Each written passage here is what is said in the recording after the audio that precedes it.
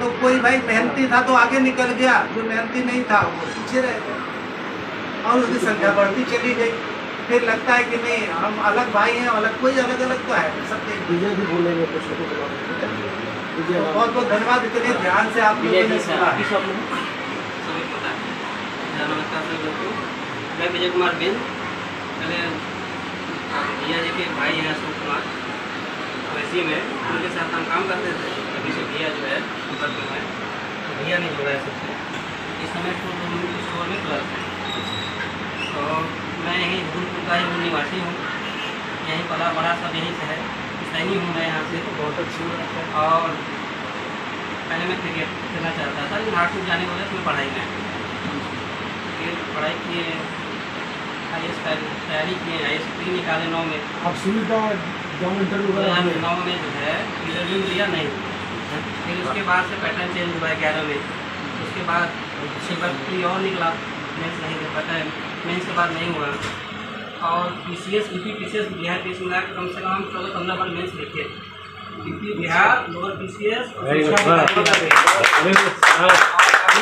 IAS मेज खत्म हो गई है, लेकिन PCS UP PCS में दे रहा हूँ।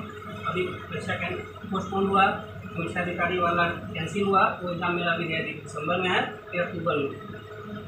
और मैं कोचिंग चलाता था कॉम्पिटिशन बाबा जी, 2009 से बंद है। और अपने समाज के बच्चों को मैं फ्री पढ़ाता था कॉम्पिटिशन के लिए। और हमारे पढ़ाई में कम से कम 8-10 लड़के हैं, जो कोई पटेल भी है, राजभर भी है। और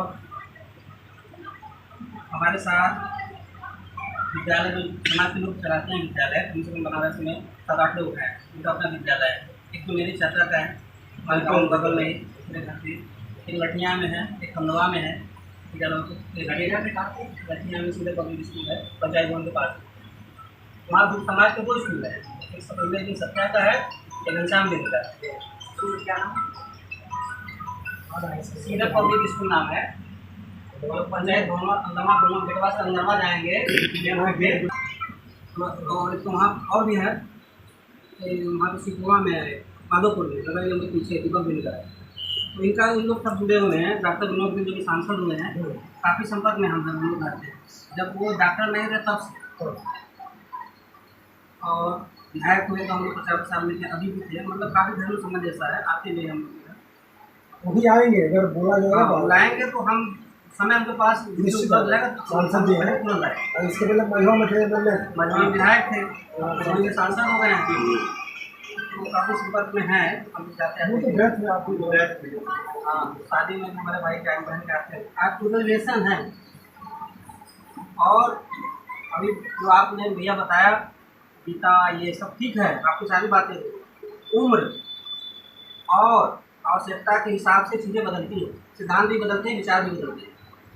और मैं भी पढ़ाई बंद करता हूँ, मैं 12th मैथ से हूँ, ग्रेजुएशन भी काम किया हूँ। उसके बाद 2 बार मैंने MA किया, एक इतिहास से और दूसरी से।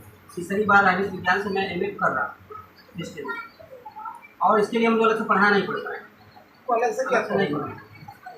तो अभी गीता, धर्म, गुरु ये एक उम्र के बाद ठीक है, क्योंकि आज का जो आपकी नौकरी होगी, आपकी मेहनत का फल तय होगा, वो राजनीति से तय होगा।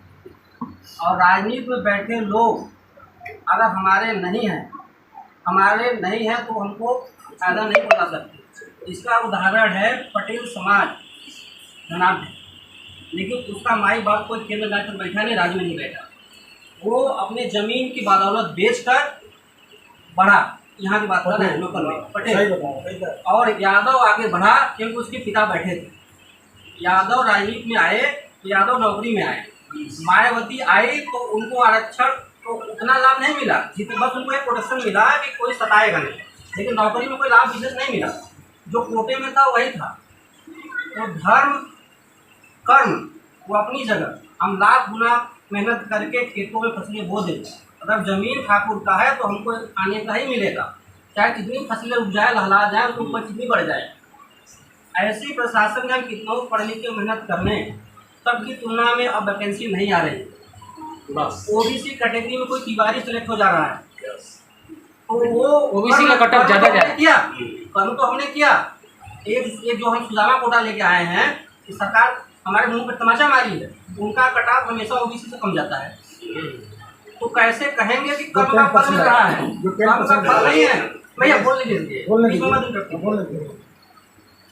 कर्म का फल अगर सामने वाला न्यूट्रल है तब तो आप मिल सकता है, लेकिन सामने वाला न्यूट्रल कभी नहीं है। ठाकुर ब्राह्मण हमसे ज्यादा हावी है। वो हमेशा जो है अब वो धर्म को प्रोपेगेंडा फैलाएंगे, इसलिए फैलाएंगे कि उस धर्म में उनकी जगह है, हमारी जगह नीचे। वो धर्म को छोड़ देंगे तो नीचे आ जाएंगे।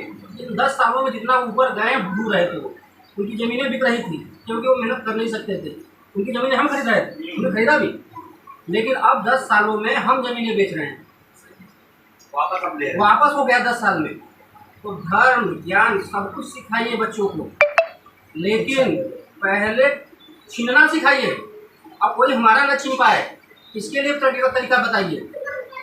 धर्म उनका तो सबसे बड़ा वो धर्रा ही है, मतलब प्रोग्राम ही है, धर्म में बांधते जाओ बांधते जाओ बांधते जाओ बांधते जाओ। ये बोलने के बाद अच्छा लगेगा। हमारे पिताजी ने हमको सिखाते धर्म की बात, लेकिन जब वो था हमारे इसी गाँव में ठाकुर ब्राह्मण के पिताजी एक रत्ती भरे डरते थे। हमारे बिरादरी के लोग पुलका काटे जाते थे, मणाव पटेल लोग थे, पीओटी काटते लाते थे, आदमी को उठा के लाते थे, मारते थे। तो वो जुनून कभी भी हम हमारे गांव वालों ने कम नहीं किया। आज भी देखेंगे लड़ाई करने की लड़ाई पट्टी मारते हैं, पूरा गांव खुल जाता है। यहाँ लोग किस चीज़ के मारे हैं, वो चीज़ें आपके अपने बच्चों को कम करना ही नहीं करना है। लड़ाकू प्रवृत्ति नहीं है तो कमजोर हो जाएंगे आप। पढ़ने के साथ साथ आपके अंदर लड़ाकू प्रवृत्ति होनी चाहिए। एक उम्र के बाद सब कम हो जाता है, लेकिन जिस उम्र में जो जरूरत है वो होनी चाहिए। कहते हैं ना जिस जमाने चलती है उस जमाना चलता है, तो उनके अंदर वो होना चाहिए। जैसे हमारा बच्चा कहीं लड़ाई झगड़ा करना ठीक है, थोड़ा भी चलता है, तो उसको इतना डिप्रेस मत कर दीजिए कि वो दब जाए। उसको समझाइए बुझाइए लड़ाई झगड़ा ठीक नहीं है, लेकिन इतना भी मत दबाइए कि वो दब जाए, क्योंकि जो नहीं लड़ेगा वो दबेगा। इसलिए ये तो सामाजिक बातें हो गई, लेकिन राजनीति तय करती है कि आपको क्या मिलेगा। इसलिए राजनीति में होना, जैसे अभी समय 2 सांसद हैं, चार है। एक हमारे यहाँ से एक पप्पू साहब जी हैं, भगवान निषाद जी हैं, भगवान निषाद नहीं, भगवान निषाद राम निषाद, विनोद बिंद हो गए, और राज्यसभा से 2 हैं, सुंदर निषाद जी हैं, और एक ये है सुनीता वर्मा गाजीपुर से। तो हैं पहले से अब बढ़े हैं। पहले एक ही लोग होते थे, 1 या 2 लोग। हमको लगता है हम पुराने में सांसदी में एक ही बस यही इनको जानते हैं। मैं शुरू से दिसंबर रहे हैं, मतलब लोकसभा से भी रहे हैं। हम लोग उधर उतना नहीं जानते थे, उधर से हो रहे होंगे, इधर से ये थे। छोड़ना ही नहीं है, क्योंकि वहीं सब टाइम हो। और हम लोग जो कर्मचारी हैं, सबके पास इनकम है, पर्याप्त खाने पीने का है। और अपने बच्चों को, हमारे बच्चों भी छोटे हैं, फिर सभी बच्चों को राजनीति की समझ रखनी नहीं चाहिए। ये नहीं कि घर में राजनीति की बात क्या करते मत करो, नहीं, समझना है। राजनीति तो समझनी है, राजनीति से सब प्रभावित है, राजनीति को समझनी है। और दूसरी बात है कि उनको बड़ी परीक्षाओं की तैयारी में रखें। ये ग्रुप डी रेलवे की तैयारी तो निकल जाएगी। जैसे हम बताएं, हम कभी ग्रुप डी या रेलवे की तैयारी नहीं की, हमने इसकी तैयारी की। हमारे एक पहली बार में एग्जाम निकला था, हम अप्रेंटिस छोड़े थे, अप्रेंटिस हमें 2010 में छोड़े थे। पिताजी भैया का बहुत दबाव था, खैर छोड़ दिए, घर के पास करना था, तो हम ऐसे ही चले गए, ग्रुप डी का एग्जाम भर दिए। चले गए लखनऊ, देख के आए, निकल गया, हमको DW मिला भी, हम DW अक्सर नहीं भरे थे। फिर उसके बाद जो क्लर्क बन गए, तो बड़ी परीक्षाओं के लिए लगाए, क्योंकि हमारे पास कम से कम 10-20 साल से उनको पढ़ाने लिखाने की क्षमता है। बड़ी परीक्षाएं में लगाइए, और बड़ी परीक्षाएं दी 2-4-10 लोग करेंगे, 11 लोग निकलेगा, 2 लोग निकलेगा, और छोटी परीक्षाएं तो निकाल लेंगे।